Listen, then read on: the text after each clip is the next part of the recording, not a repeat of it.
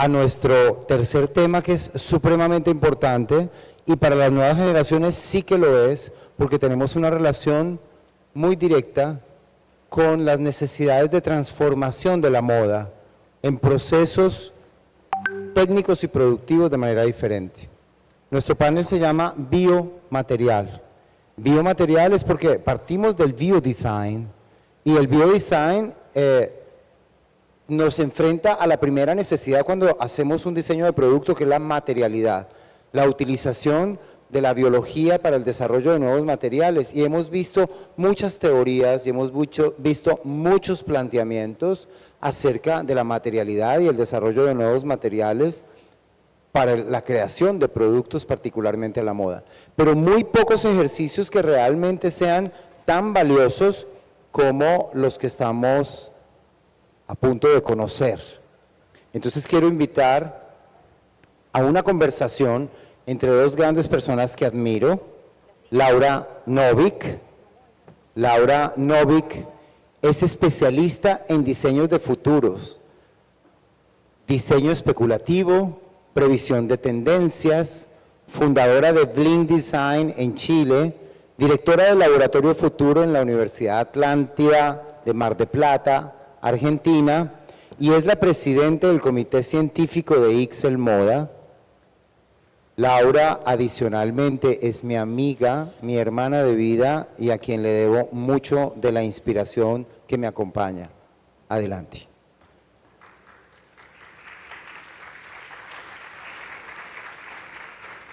E invito a David Cabra, no sé cómo describirlo, es un diseñador maravilloso, un diseñador prodigio, es consultor en diseño holístico, es experto en desarrollo de biomateriales, ha sido ganador de maravillosos premios, incluyendo The Index Project, Mittel Moda y Lápiz de Acero en Colombia.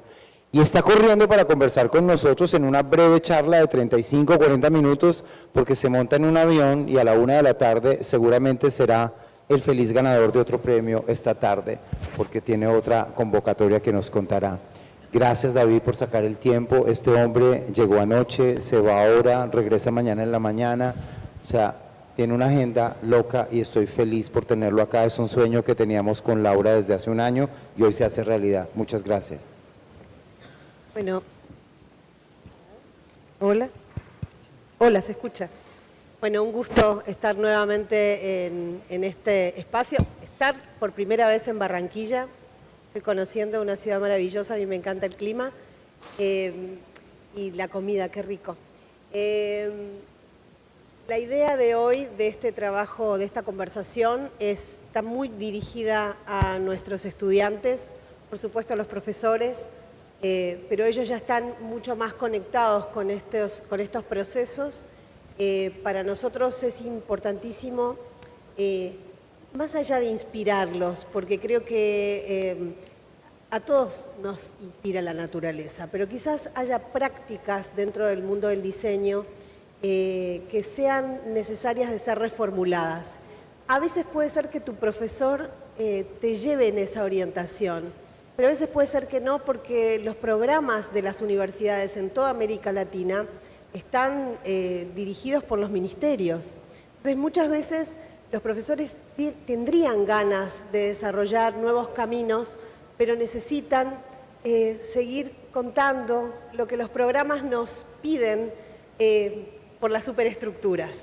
Entonces, es importante que nosotros, como los que seguimos aprendiendo, no solo los profesores que somos eternos aprendices, sino ustedes que son estudiantes, puedan hackear el sistema. Y me parece que aquí lo que tenemos al lado, quien tengo al lado es un verdadero hacker de lo que es el sistema de la moda, porque también, fíjense que estamos todo el tiempo hablando del sistema de la moda y solamente quiero hackearlo. El sistema de la moda fue creado en el siglo pasado, gente.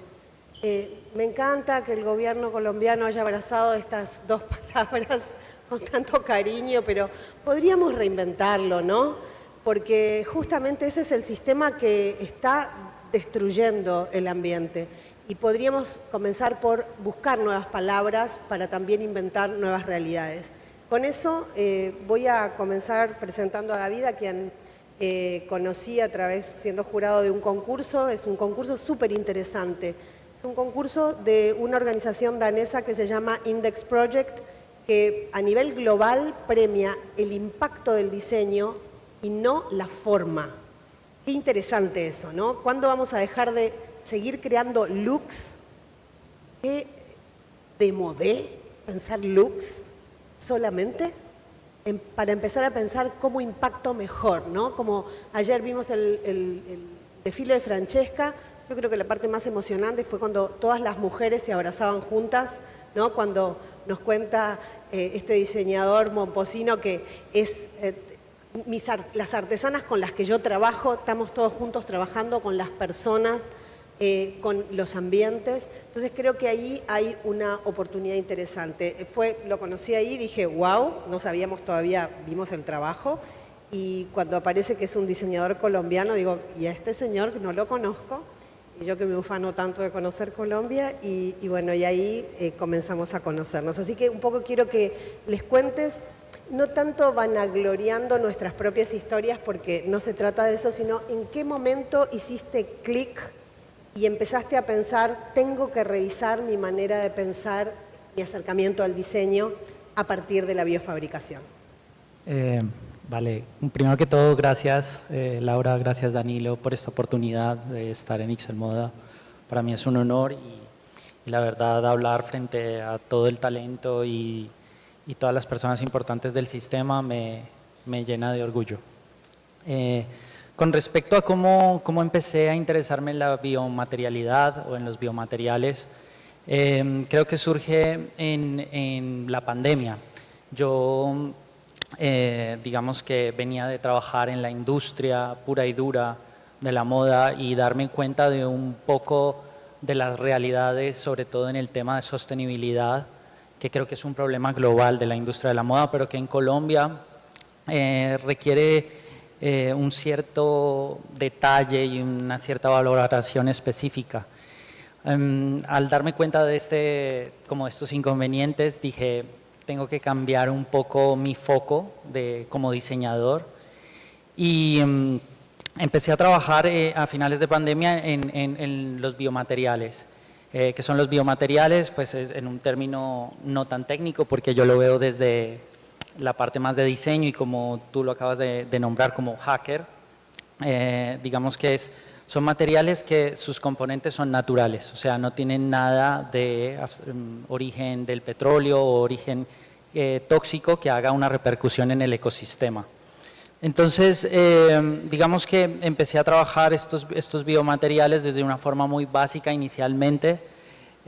Aquí podemos ver que esto empezó en abril del 2021 y mis exploraciones fueron un poco con lo que tenía a la mano en pandemia, ¿no? En pandemia, digamos que todos estuvimos muy limitados, un poco lo que decía Hernán, bueno, ¿qué hacemos con las limitaciones que tenemos? Y esto es un poco lo que me fascina de la biomaterialidad y que es democrática, que no tienes en principio que ser un experto respetando a los expertos, respetando a los ingenieros químicos de materiales, digamos que te da esa facilidad inicial de iniciar a explorar, de iniciar a prototipar.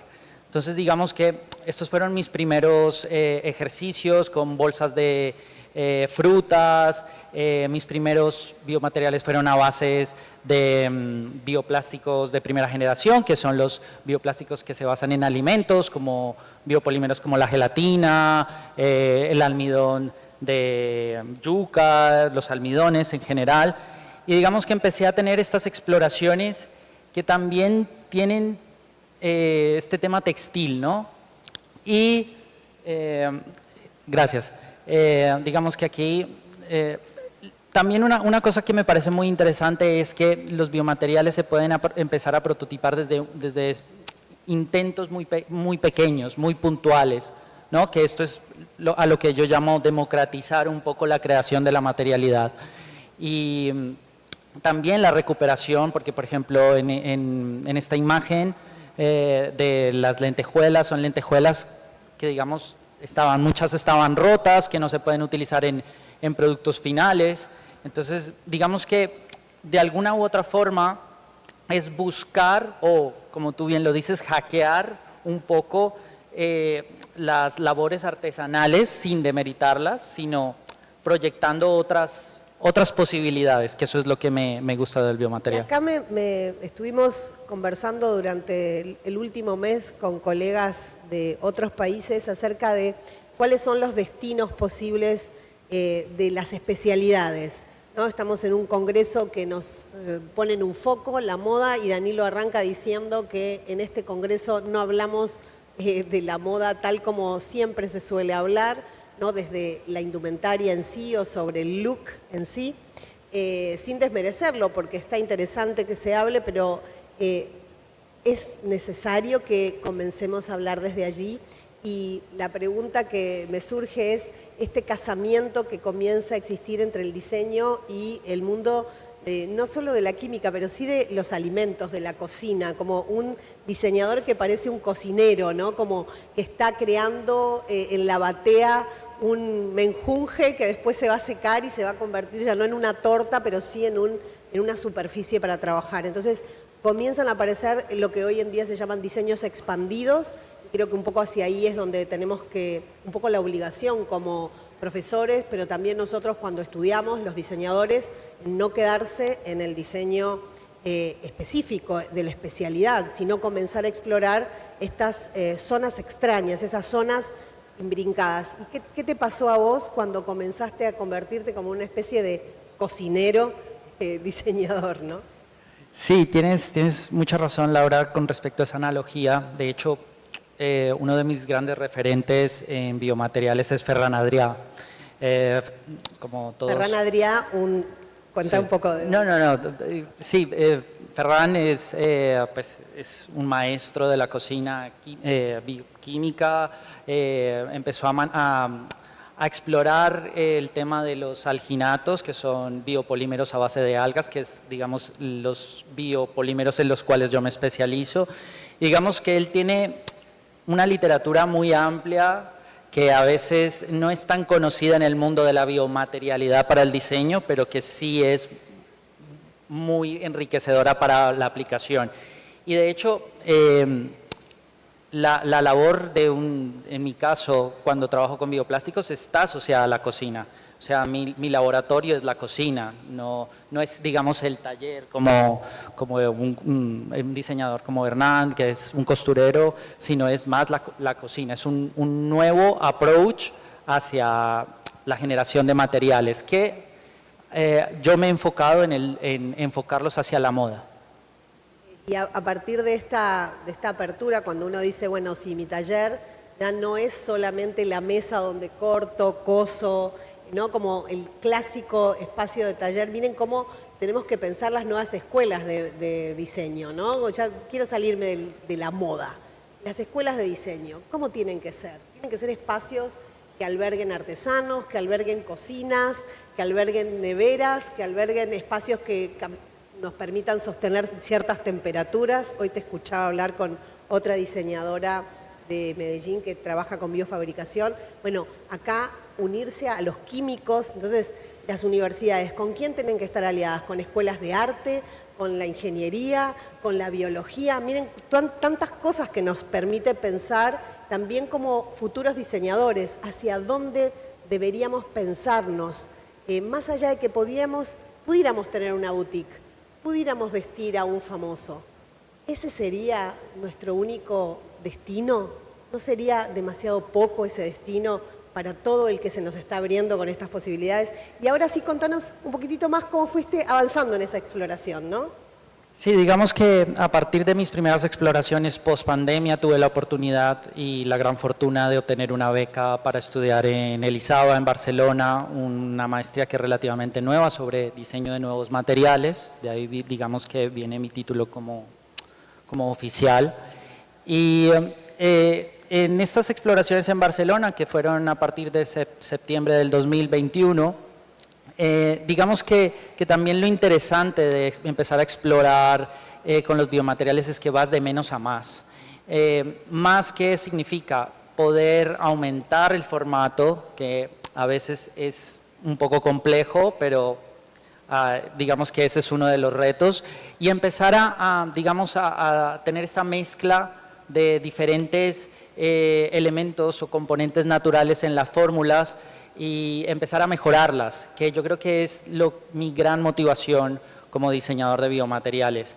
Llevo desde el año 2021 mejorando las recetas para que sean cada vez mejores y sobre todo que se vean reflejados en productos reales, porque digamos que cuando se habla de biomateriales, especialmente en la moda, está ese espacio, ese gap en el que siempre queda como un ejercicio anecdótico académico.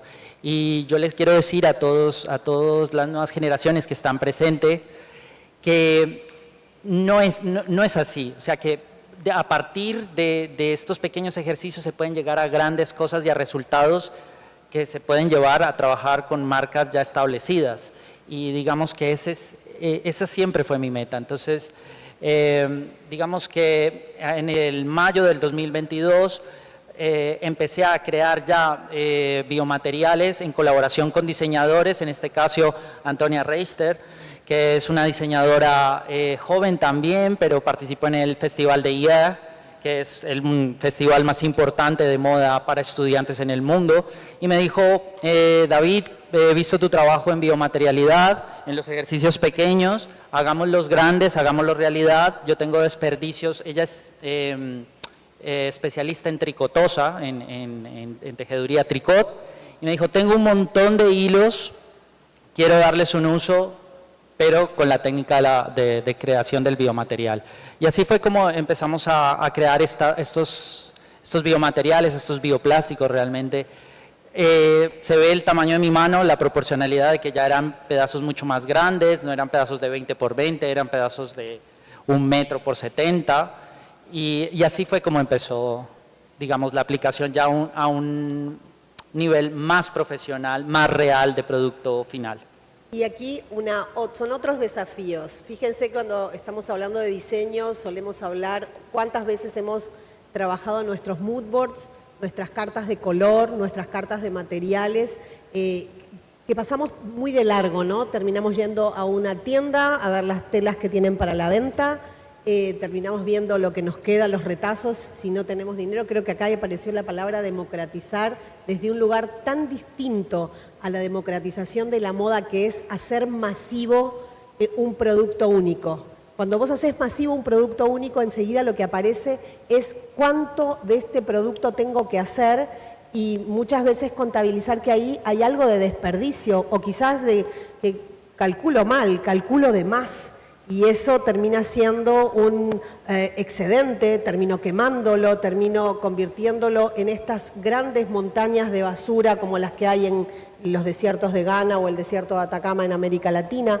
Recordemos siempre que todo exceso del mundo que consume va a parar a nuestro continente, va a parar a América Latina, va a parar al África, va a parar a los continentes pobres, con lo cual cuando estamos hablando de consumo, consumismo, de moda, tal como se pensó en el sistema de la moda del siglo XX, se está hablando de un perjuicio para nuestros ambientes. Y eso lo tenemos que tener claro, y era algo que nosotros cuando empezábamos a enseñar moda en el siglo XX, no sé, yo por lo menos jamás lo había hablado. Y hoy en día es necesario entender que cuando hablamos de democratización estamos hablando de igualdad de derechos, de igualdad de derecho a vivir en un ambiente limpio, el mismo derecho que tienen en todos los países del mundo. Entonces, aquí estamos hablando de políticas de la moda, ¿no? Entonces, yo vuelvo a la carga porque no son ingenuas las palabras que utiliza David en esta conversación, donde nos cambia el rol del diseñador. Él habló de un diseñador que hace recetas, él habló de un diseñador que su desafío es generar materialidad más grande, es un diseñador que está trabajando en ese in-between entre la vestimenta, el textil, la química, ¿no? Entonces, por último, me gustaría que me cuentes cómo te visualizás de cara al futuro, ¿no? Pensando cuáles son estos desafíos en los que te encontrás y cuáles son los sueños que tenés, porque me parece que esos han sido tus motores hasta ahora. Sí, digamos que viendo un poco la diapositiva que está en este momento, este ha sido como mi punto de inflexión, que es un material que desarrollé en mi maestría como proyecto final, que se llama Carbo, que es un bioplástico, un biocuero que está hecho a base de alginatos, o sea, algas, y carbón activo, junto con otros elementos naturales, otros componentes naturales. ¿Por qué digamos que es diferencial? El carbón activo tiene unas propiedades de absorción de agua que van un poco en contra del ethos de la preparación de un bioplástico, ¿no? Porque el agua es una parte vital de las recetas bioplásticas para obtener los resultados ideales. Los bioplásticos, la gente que ha podido trabajar con bioplásticos me dará la razón de que son muy sensibles a los cambios de humedad, a los cambios de temperatura, y digamos que ese es uno de los retos más importantes. Con este material logré obtener unas apariencias mecánicas y físicas muy similares a las del cuero vacuno, pero siendo totalmente vegano, o sea, componentes de origen vegetal. Y como si pueden devolver la diapositiva, estas imágenes me gustan un montón porque muestran como el proceso de elaboración y práctica de prototipado. Y esto es muy importante porque digamos que siempre que se habla de nuevos materiales, siento que siempre hay como una barrera de las mismas preguntas. ¿Es escalable? Que esa palabra es bastante difícil de asociar a la sostenibilidad. Segundo es cómo actúa hacia el calor o hacia el agua, ¿no? Sobre todo hacia el agua me causa mucha curiosidad que mucha gente pregunta si resiste el agua, no viviendo, o sea, como esos escenarios donde todos tus materiales tienen que aguantar un montón de agua, ¿no? Entonces, a lo que voy es que si tú estás trabajando biomateriales desde una parte inicial y muchas veces desde una parte no técnica, no ingeniera, no te limites ni te frustres con este tipo de preguntas, porque entre más trabajes, entre más pruebas hagas, entre más mejores tus fórmulas, encontrarás esas respuestas. Digamos que yo me siento muy orgulloso que con este material en particular he empezado a obtener esas respuestas. Aquí me parece, quizás el que tenga preguntas, me parece que está bueno aprovecharlo, porque rompe muchos paradigmas, ¿no? Cuando inmediatamente se le pide a la biofabricación que dé respuestas que no las da ni siquiera el poliéster, ¿no? Como, ¿por qué al poliéster no se le cuestiona todo el impacto que tiene y sí se le pide a la biofabricación que responda temas que, por ejemplo, el agua, que nos vestimos y nos metemos enseguida en una piscina, no, salimos a la calle, nos tomamos un bus, vamos a la universidad o a nuestro trabajo y ahí te das cuenta que comienzan a aparecer como temas extraños, o por ejemplo los olores, ¿no?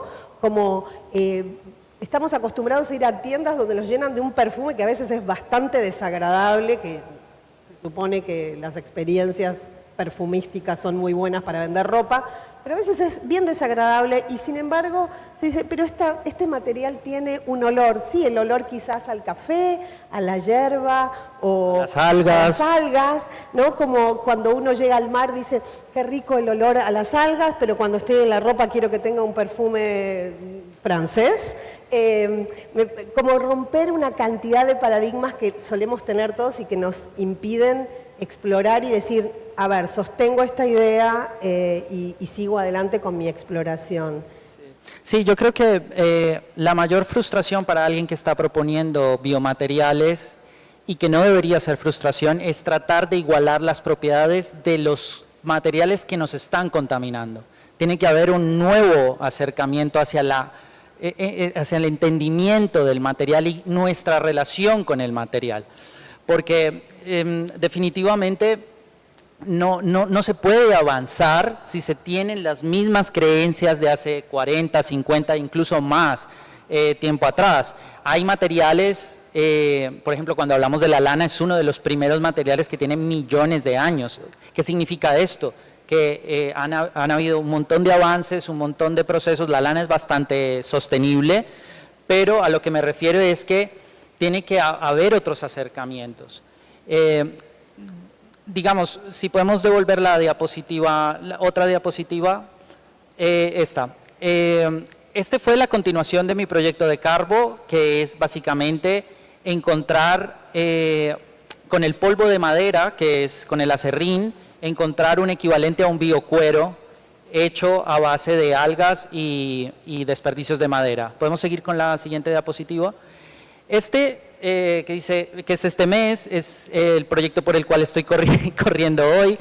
Es un proyecto que hice para Baobab y su fundación, que hace un concurso que se llama The Cascade Challenge, que básicamente uso sus desperdicios mínimos de textil, que son los desperdicios más difíciles de reutilizar en producto, porque la mayoría de empresas lo que hace es o incinerarlos o guardarlos, ¿no? Porque son mínimos, entonces los guardan en bolsas y los dejan acumular y luego van a un vertedero.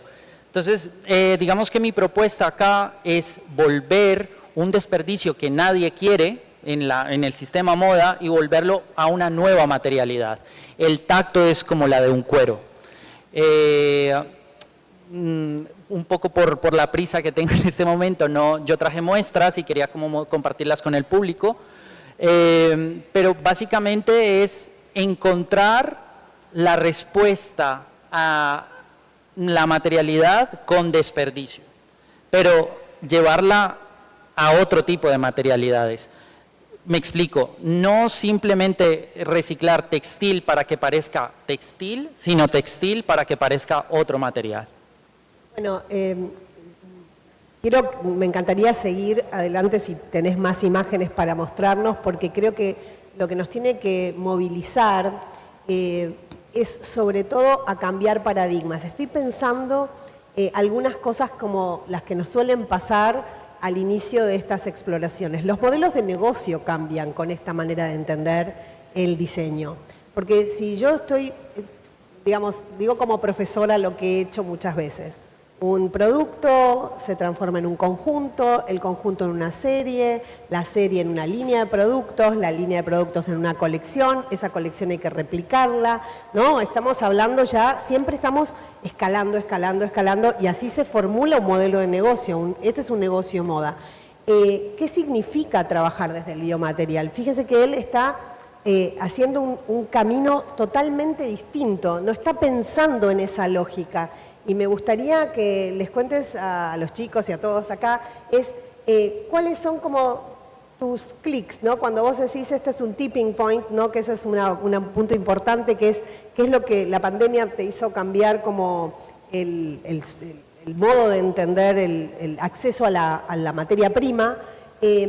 ¿Cómo reflexionás respecto de cómo se integra este sistema o esta manera de hacer producto en el sistema de la moda creado después de la Segunda Guerra Mundial? Entonces, para mí eso es como súper clave, seamos como conscientes que el sistema de la moda fue producto de la Segunda Guerra Mundial para dar trabajo a miles de personas que no tenían trabajo y que se habían quedado sin nada en Europa sobre todo, y a partir de ahí se fue desperdigando ese sistema. Hoy en día lo que vivimos es las implicancias de esas formas. El ser humano soluciona ciertas cosas y genera otros nuevos problemas. Entonces ahora este problema, ¿te pusiste a pensar, reflexionaste sobre estos nuevos modelos de negocio? ¿Fuiste buscando salidas? Sí, digamos que este proyecto en particular, digamos que, y yo lo respeto, hay algunos puristas que dicen como no, pero las fibras sintéticas mezcladas con componentes naturales no forman un bioplástico per se. Y tienen razón en esencia, pero sí alargan el ciclo de ese desperdicio. Ese desperdicio no llega a los vertederos, ese desperdicio se vuelve una nueva materialidad. Y es ahí donde las marcas tienen que ver el filón, porque no soy naif, como decía Silvia Cherasi, la moda es un negocio. La moda, muchos comemos de ella y esto es una realidad. O sea, es una realidad en el sentido de que es un producto con altos estándares, hecho a mano, porque esa zapatería es hecha, esas sandalias son hechas en El Restrepo, un barrio tradicional de toda la vida de Bogotá. Fui con los artesanos a hablar y ver cómo era la mejor manera de construir con este biomaterial, que fue una anécdota muy interesante porque para ellos era algo como traído de otro planeta, con sus dificultades, que esto también yo quiero hacer un énfasis muy grande, y es no solamente pensar en el biomaterial como tal, sino en cómo ese biomaterial interactúa con la forma de fabricación y con otros elementos de fabricación. Por ejemplo, me explico, con los zapateros me decían, David, pero este material no se deja pegar con los pegantes que siempre usamos para zapatería, ¿no? Entonces, es ahí donde tiene que empezar una conversación en que también se tiene que pensar en un pegante que sea ecoamigable con el biomaterial. No, el biomaterial por sí solo no va a cambiar toda la narrativa de muchísimos años, de la narrativa de, por ejemplo, los plásticos derivados del petróleo. Entonces, es simplemente, más que hablar de mi trabajo, es mostrarle a las nuevas generaciones de que es posible, de que menos de ejercicios súper pequeños como los empecé, ya después de 3, 4 años son ejercicios reales de materialidad, o sea, productos reales que se pueden comercializar y que tienen una durabilidad. Entonces, digamos que las siguientes diapositivas que se las quería mostrar son ejemplos puntuales, y ahí pueden ver el código QR para entrar directamente hacia los diseñadores. Me focalicé en diseñadores un poco disruptivos, hackers, no en marcas ya establecidas, porque si queremos hablar de marcas establecidas, yo creo que el mejor ejemplo hoy de lujo en realmente ser sostenible en materialidad es Stella McCartney. Stella McCartney hace un informe en cada colección de qué porcentaje de materiales ecoamigables usa, y creo que la última estuvo rondando el 90%, que eso es altísimo para una marca de esta magnitud, una marca de lujo. Pero quiero que con estos ejemplos, que de pronto no se ve en la parte final, pero en la parte de abajo, pero por ejemplo, Mata Durikovic utiliza una fórmula propia de bioplástico y utiliza cristales de Swarovski, y ella habló con Swarovski y les dijo: estoy interesada en sus desechos, quiero utilizarlos y volverlos un material de lujo, y es increíble. Eva Heuenhauser, que estudió en Parsons en el FEA, hace sastrería con gelatina. O sea, coge los hilos, monta el diseño textil del tartán y luego envasa estos hilos y los vuelve un tartán de gelatina. Entonces, si podemos mostrar la diapositiva anterior. Bueno, no, yo creo que podemos mostrar la siguiente, perdona. Esto para mí me causa mucho orgullo, mostrar el trabajo de estos 3 diseñadores increíbles. Uno es Esteban Pinillos, que creo que está acá, de la Universidad de Medellín, que trabaja junto al profesor Mauricio Vázquez en desarrollar propuestas con un biomaterial a base de nopal, propuestas para moda. Estuvo en Colombia Moda hace unos meses y me pareció increíble. Digamos que es una de las propuestas en Colombia que yo considero que tiene mucho futuro. Está Milagros Pereda, que es argentina, trabaja con agar agar, y también es impresionante su trabajo. Es impresionante porque ella, a través de la dureza y flexibilidad que da el agar agar, le da forma a los tejidos, y por eso tiene como estas formas arrugadas pero estáticas. Y la última es Gala Velázquez, que trabaja en colaboración con Edith Medina, que Edith Medina, para los que saben de bioplásticos en Latinoamérica, es, digamos, para mí el referente más importante y la maestra más importante en Latinoamérica. Es mexicana, y ellas desarrollaron estos tejidos, no tejidos, materiales que son de agar-agar y tienen esta textura rugosa porque las temperaturas son extremas. Entonces es como ver que los bioplásticos reaccionan a hay muchas variantes. Los biomateriales tienen muchas variantes y eso es lo que me intriga más de este medio. Esto me quedaría charlando 1000 años, me están haciendo cierre hace un montón. Nada, espero, más allá de la inspiración, ojalá que todos se conviertan en hackers de la moda. Hackeemos la moda. Eso debería ser como la mentoría que surge de esta conversación. Así que bueno, muchísimas gracias, muchas gracias, muy generoso, gracias a ti, mucha Laura. generosidad y qué bueno Colombia, ¿no? Gracias.